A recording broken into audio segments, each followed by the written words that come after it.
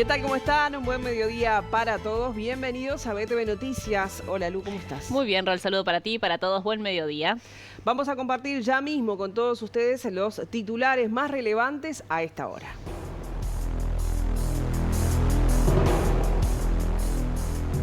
El presidente Yamandu Orsi aseguró en el aniversario de la FAO que Uruguay puede y debe responder por una seguridad alimentaria global. En un día histórico, la Cámara de Senadores aprobó el proyecto de la Ley de Muerte Digna. La Cámara de Diputados dio media sanción al proyecto de ley de presupuesto con varios reparos por parte de la oposición. El periodista Roberto Rigolfo nos trae recomendaciones para disfrutar durante el tiempo libre. Peñarol le ganó a Defensor Sporting por la Copa Uruguay y es el finalista de la competencia. Todas las novedades del deporte con Fiorella Rodríguez. Comenzamos con el desarrollo de la información.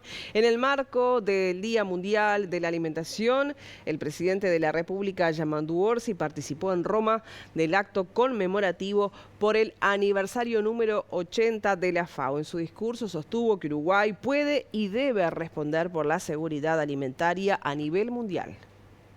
No creo equivocarme al afirmar que si queremos un planeta libre del azote del hambre, debemos reafirmar nuestro compromiso con el multilateralismo. Solo juntos, mano de la mano o mano con mano, por alimentos y un futuro mejor, es posible avanzar hacia una solución duradera. América Latina y el Caribe, y en especial nuestro país, Uruguay, pueden y deben ser parte de esta solución. Producimos alimentos de calidad y cantidad suficiente como para abastecer comunidades que trascienden nuestras fronteras.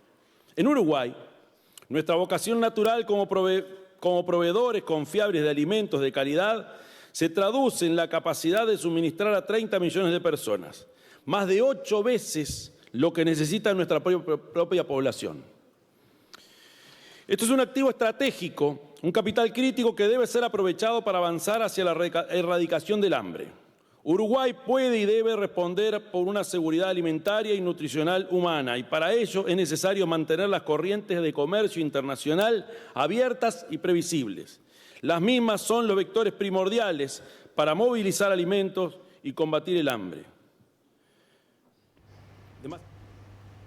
Y en un día histórico, el Senado aprobó la ley de eutanasia y Uruguay se convirtió de esta forma en el primer país de América Latina en legalizarla. La votación estuvo marcada por discursos emotivos y contó con 20 votos a favor y 11 en contra. Pienso ahora concretamente en Pablo Canepa, ese hombre de 39 años que desde los 35 está postrado en una cama a causa de una enfermedad del cerebelo desconocida, pero implacable, y que repite desde hace mucho tiempo que lo que quiere es morir. Horas antes del comienzo de esta sesión hablé con el periodista Tomer Urwich, que fue quien publicó la nota que dio a conocer la situación de Pablo, y él me confirmó que esa situación no ha cambiado. Pablo sigue postrado y sigue queriendo morir. Al final del día, ¿qué le vamos a decir? ¿Que se prepare para seguir viviendo así como está hoy? ¿Quién sabe por cuánto tiempo? Porque el Senado entiende que él no tiene derecho a decidir su propia muerte. Yo estoy convencido de que lo que tenemos que decirle a Pablo Canepa es que lo respetamos a él como persona, que respetamos su dignidad y su libertad, y que el Estado uruguayo democrático y laico lo va a apoyar con cuidados paliativos si decide seguir viviendo, y lo va a apoyar también con ayuda médica para morir, si esa es su voluntad. Estas son las sesiones que son un ejemplo para el Parlamento y ojalá no perdiéramos nunca ese estilo, ¿no? Porque uno va al fondo de la vida, ¿verdad? Yo lo decía en sala, digo, es entre la razón y el sentimiento que uno vive. Y cuando la razón te está diciendo que ya no va más, el sentimiento tiene que acompañar a la razón. La eutanasia también debe verse como un mecanismo de protección de la integridad física, puesto que el sufrimiento permanente, el dolor insoportable, la conciencia de lo irreversible de una enfermedad constituyen indudablemente agresiones a la misma vida y a la personalidad del individuo. Yo milito la eutanasia porque mi padre falleció con ELA, con esclerosis lateral amiotrófica, tenía los mejores cuidados paliativos disponibles y aún así puede llegar un momento en el que la medicina no alcance, hay que tener la humildad para reconocer que incluso con los mejores cuidados paliativos puede haber situaciones que ameritan habilitar la eutanasia. Eso no quiere decir que nosotros no creamos que hay que poner dinero en los cuidados paliativos, que hay que seguir avanzando en eso, claramente sí.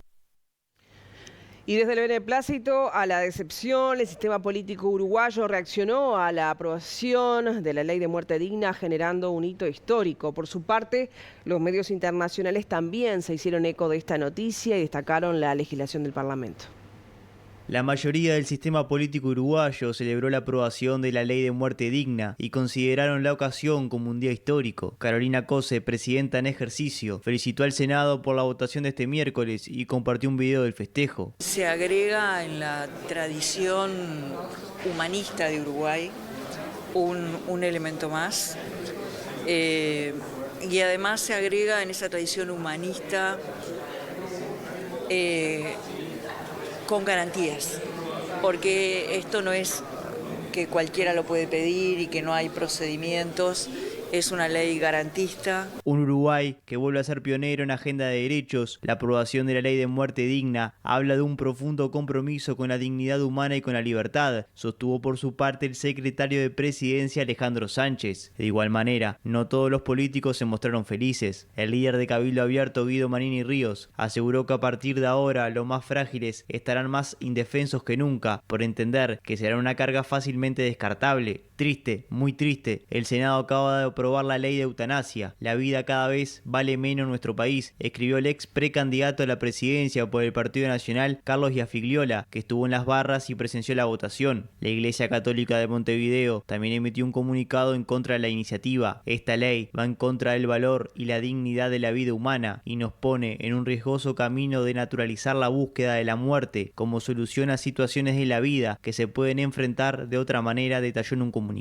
Por su parte, los medios internacionales también hicieron eco de la noticia. Diarios como La Nación y El Clarín en Argentina, El País de España y un sinfín de otros canales y radios destacaron la legislación del sistema político uruguayo y compartieron fotos de los festejos.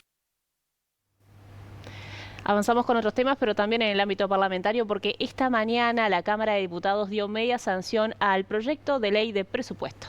Matías Garro nos trae más novedades. Adelante, Mati, buen mediodía.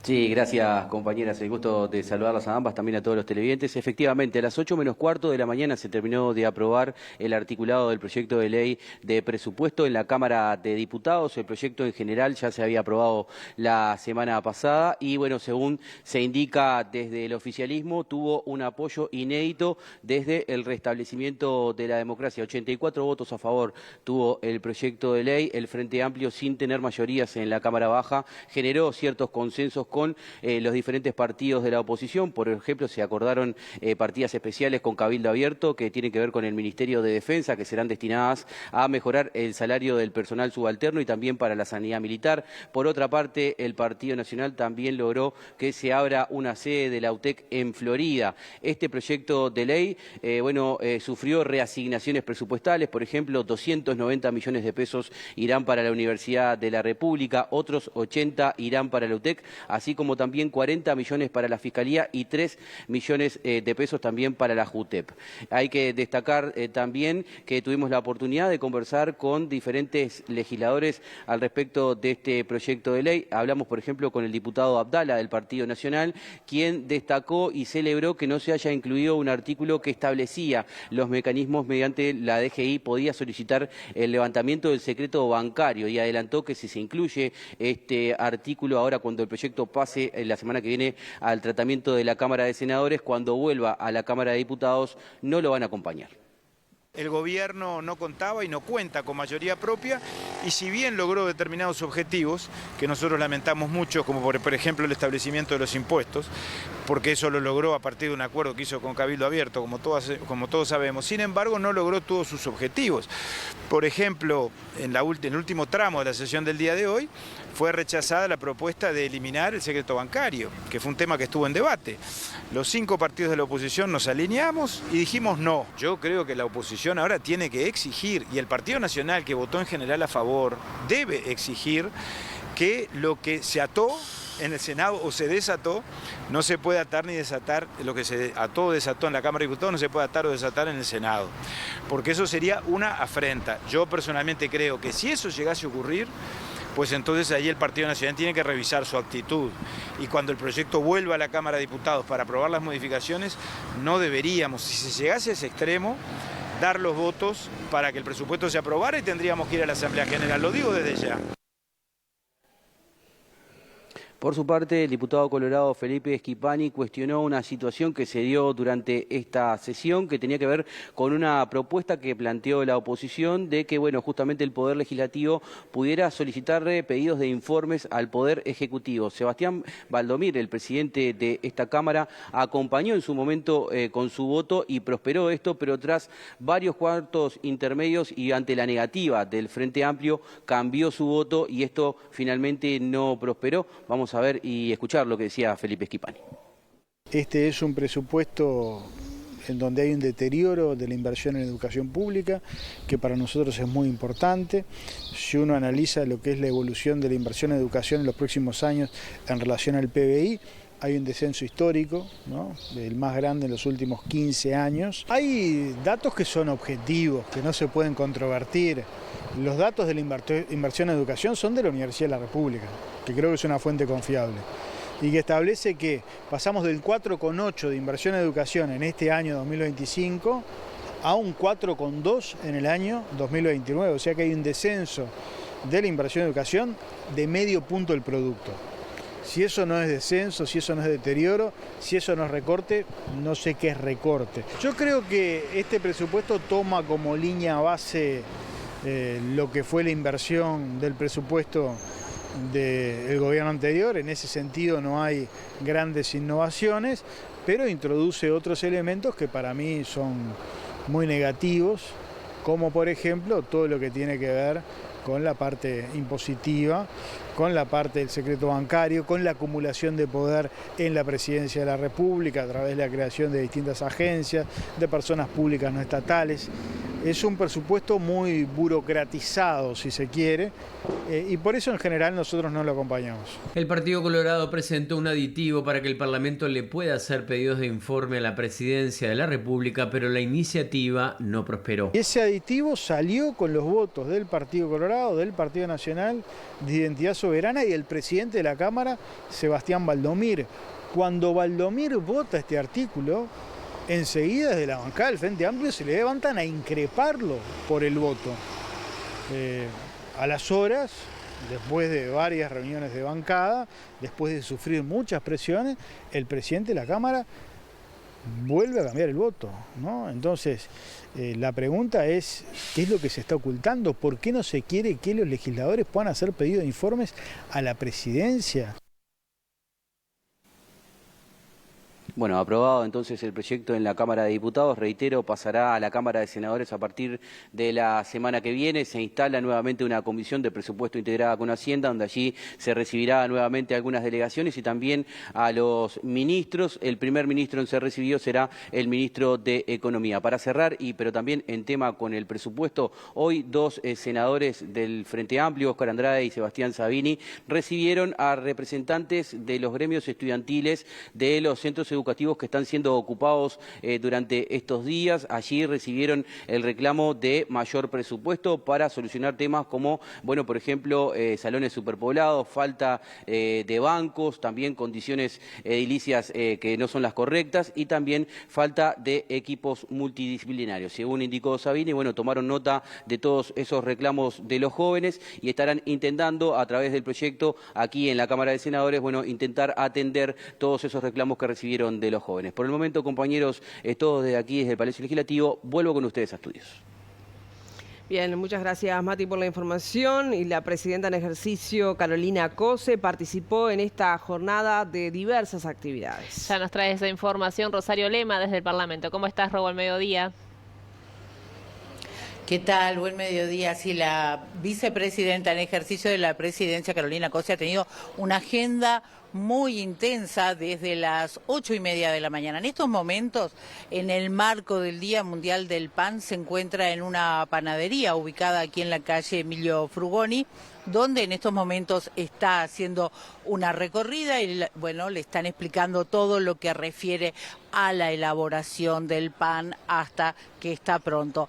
Pero además, como les decía más temprano, sobre las 8:30 de la mañana participó de la apertura de las jornadas de la Misión de Integración Brasil-Uruguay 2025 de la ALADI, un espacio de intercambio de ideas, proyectos y estrategias entre líderes empresariales y políticos de América del Sur. Más tarde, Carolina Cose se trasladó hasta el Hospital de Clínicas, donde se inauguraron en el piso 9 las salas de salud mental. Ahí estaba el director del Hospital de Clínicas, Álvaro Villar, quien, bueno, destacó la importancia de esta inauguración y además dijo que se continúa ampliando y mejorando el Hospital de Clínicas. Hoy estamos inaugurando salas de internación que se han construido con fondos votados por absolutamente todos los integrantes del Parlamento, por todos los senadores, por todos los diputados, por todos los partidos. Si el Clínica llegó hasta acá en 70 años es porque ha sido apoyado absolutamente por todos los partidos que conforman nuestro panorama político, y hoy es una política de Estado y lo acaba de demostrar nuevamente el Parlamento al anunciar fondos nuevos para la terminación de las obras del hospital antes del 2030, como lo tenemos planteado. Estamos inaugurando 38 camas con todo el confort, 10 camas destinadas a salud mental, que vamos a ver a continuación, que no solo son habitaciones nuevas, son una declaración de principios. Representan lo que queremos construir como sociedad: equidad con calidad, ciencia con calidez, infraestructura con humanidad. Bueno, ahí teníamos entonces lo que eran las declaraciones del director del Hospital de Clínicas, Álvaro Villar, referidas a esta inauguración. También adelantó que estaba satisfecho por los recursos que se le van a asignar al Hospital de Clínicas en este presupuesto que fue votado en las últimas horas en la Cámara de Diputados. Por otra parte, estaba presente en esta ocasión el presidente de ACE, Álvaro Danza, quien también se refirió a otro proyecto de ley que recibió sanción en las últimas horas por parte del Senado, como es el de muerte asistida. Previsto en el Código de Ética y también está previsto en nuestra legislación, por ejemplo, en la Ley de Interrupción Voluntaria del Embarazo. Los profesionales pueden ser objetores, tienen derecho y derivan ese caso a otro profesional. Eso está previsto y seguramente esté previsto en este caso, que como dijo la ministra Lustenberg, no está reglamentado porque se aprobó ayer, ¿no? Pero digo, cuando se reglamente eso se va a considerar, obviamente. ¿En la reglamentación está previsto que haya médicos en todos los departamentos que puedan llevar a cabo este pedido de los pacientes? Bueno, está previsto sí, porque está previsto que, como lo dijo el doctor Villar, la ministra, y como insistimos siempre, está previsto que todos los ciudadanos en todo el territorio nacional tengan el acceso a las mismas prestaciones de salud en las mismas condiciones. Así que sí, es necesario que en todos los departamentos y en todo el territorio nacional se pueda ofrecer esa prestación. Bueno, en estos momentos está retirándose Carolina Cose de aquí, de esta panadería, en el marco, como les decía, en el marco del Día Mundial del Pan, en la que, bueno, se aguarda que haga declaraciones en breves minutos, así que de ser así los estamos convocando. Bien, Rob, muchas gracias por la información. Volvemos contigo cuando nos convoques. Avanzamos con otro tema porque senadores del Partido Nacional citarán a la ministra de Industria y también a autoridades de Antel tras resolver que la gestión de la Antel Arena pase a manos de una subsidiaria de la empresa estatal. La presidenta en ejercicio y expresidenta de Antel, Carolina Cose, valoró positivamente esta modificación. Muy positiva. quiero decir que me parece una decisión razonable y que estoy convencida que va a funcionar bien. Antel en estos años tuvo tiempo de aprender más sobre cómo administrar una arena y también aprender sobre los debes en ese sentido. Antel tiene subsidiarias y me parece muy razonable. Estoy segura que esto puede conducir a una grilla más dinámica, que esto va a acercar, espero que esto acerque más el Antel Arena a toda una función social muy importante para la cual fue concebida y que también dinamice otros sectores que están a la espera. Por ejemplo, el del turismo, el turismo de congresos, el turismo de ferias. O sea, me parece que lo tome Antel es una gran oportunidad para poner el Antel Arena intensamente al servicio de las políticas públicas y realmente creo que va a funcionar. En otro orden les informamos que la justicia argentina dispuso este jueves que el uruguayo Pablo Laurta sea enviado a prisión preventiva por un plazo de 120 días por el asesinato del remisero que lo transportó de Entre Ríos a Córdoba y cuyo cuerpo fue hallado desmembrado. Al llegar a la sede penal, Laurta afirmó: tienen que venerarlo, es un mártir, haciendo referencia a la muerte del conductor. La billetera de la víctima fue hallada en la habitación del hotel de Gualeguaychú, donde fue detenido el empresario uruguayo. A la salida del juzgado, Laurta volvió a afirmar que solo fue a rescatar a su hijo y que todo fue por justicia. Es momento de hacer la primera pausa y enseguida volvemos.